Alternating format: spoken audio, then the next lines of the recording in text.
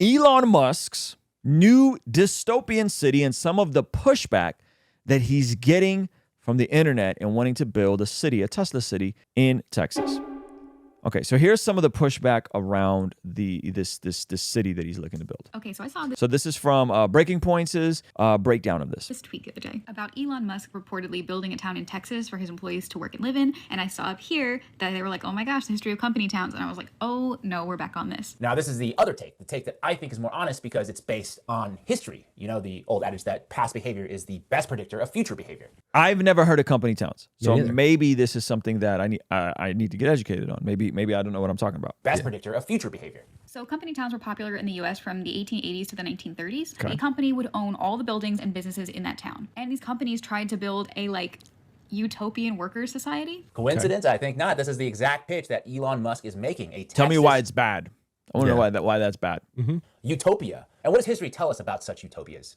I'm in Lelo, Colorado, where in 1914, Colorado National Guardsmen killed upwards of 20-plus citizens, including women and children, for striking against Colorado Fuel and Iron's extremely unsafe and exploitative labor practices. At the time, so a bunch of folks got deleted. Yeah. Is the Are we worried about that? No. I'm genuinely like, is the nod that that's what's gonna happen in Elon City? That's what I'm curious about. I'm also curious is the person that's making this video, that lady talking about dystopian workplaces, know this piece of history and is on some 2A stuff? I'm sure. Is this on some we need to fight back from the National Guard? No. I'm sure she knows this, and I'm sure this is a genuine pushback amongst people who don't like these work cities. My question is, were there labor laws back then? Were there all these protocols that we have now in these jobs? Right. And two, is Breaking Points really saying that folks are going to get deleted? By I hope that's not what they're saying, because that's such a bad faith take. Yeah. Go ahead. Colorado Fuel and Iron built company towns to house their workers, providing them with health care. Okay, let's zoom in real quick.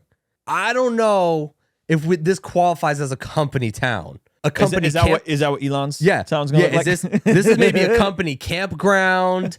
You can say company tents, company outing even. Mm-hmm. But we can all sober-mindedly understand if this was a company town, they were living in tents, that there probably weren't the labor laws that you're talking about. Mm-hmm. And that it probably has a lot more regulation and less liability than what they're going. They're probably dying from colds. Mm-hmm. They got the flu and they're like, take them out back. Education, and basic amenities. However, these towns were wholly owned and operated by the company, and they were created to control their workers, exploit their labor, instill loyalty, and to prevent unionization. I get it, and I think you get it too. It will be a utopian worker society in the sense that it will be optimized for the company to extract the most amount of value that it can out of the worker. Key tenets of such utopia: productivity, efficiency, centralized control. Why is all this bad? Productivity, loyalty. Yeah, that's what a business wants. Yeah. Why? Because that is how you make a profit. Yeah. Right? Yeah, but I could see when you're starting to, it goes back to what I was saying. Are they not going to have alcohol? Are they not going to have church? Are they going to have churches? Are they not going to have certain religions? Yeah. Yeah. What could it be to create that productivity and loyalty? You know what I'm saying? There's a level of loyalty you should have at a job. Sure. I 100% believe that. Okay.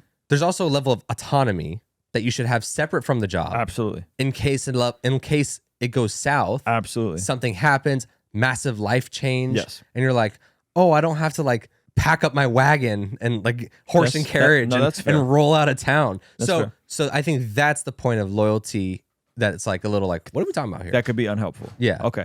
Let's keep going. It is not a coincidence why in America healthcare is tied to your employer, vacation days, if you get any at all, are set by the company, sick days, parental leaves, all tied to your employer. I think this is done by design to increase the corporate sphere of influence and limit your recourse against potential exploitation. Do you really want to add housing to that list as well? Or go build your own business. Or go make your own town. Hey, thank you so much for subscribing to our newest YouTube channel, Mastermind My Business, the channel where you get access to information on how to create, how to grow, and how to learn. But I wanted to show you something kind of crazy. Over 71% of the people that watch this channel are not subscribed. Please consider subscribing, turning that bell notification on so you don't miss anything. All right? I appreciate you. Right?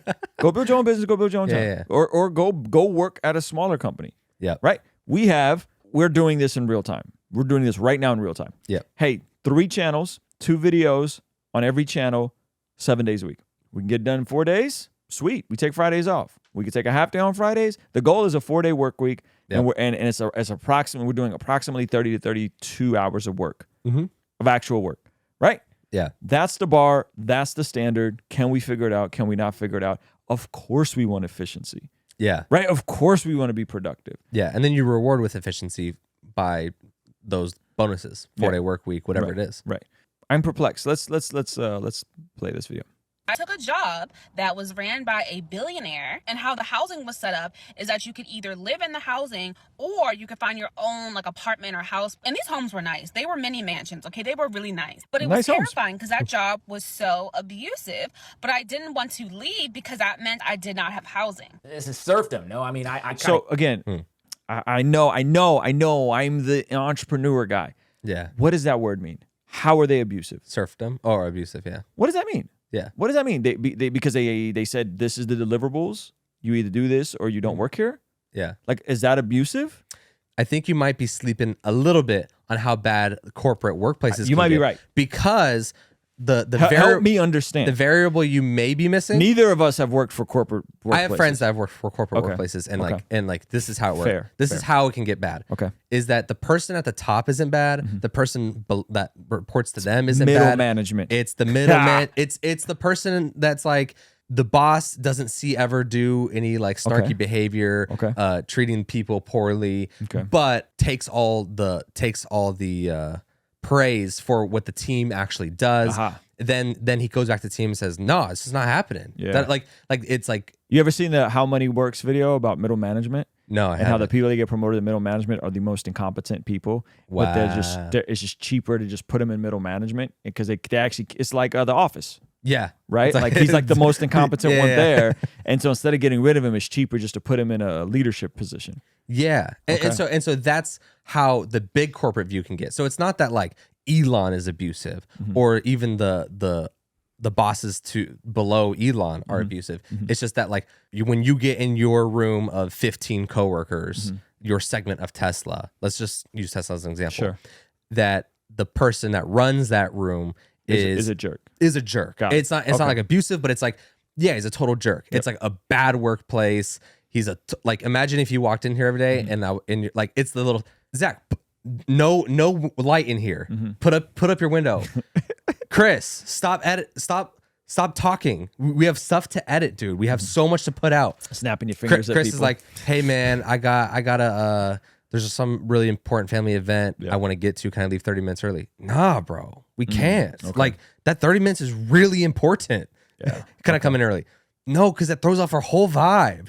Like just like Gotcha. a stringent, Gotcha. intense environment that can be caused by that middle management. That's good. That's good. Hey, this is a segment from our daily after party stream. Consider partnering with us online for as little as $5 a month to get access to these daily after party streams completely unedited. You'll also get access to our podcast as they are streamed live into the community before anyone else gets to see them, get to interact with our guests, get access to our private Discord server, and a discount code for our store for as little as $5 a month. Ultimately, that will help towards helping us continue contextualizing the gospel using media and podcast here on YouTube.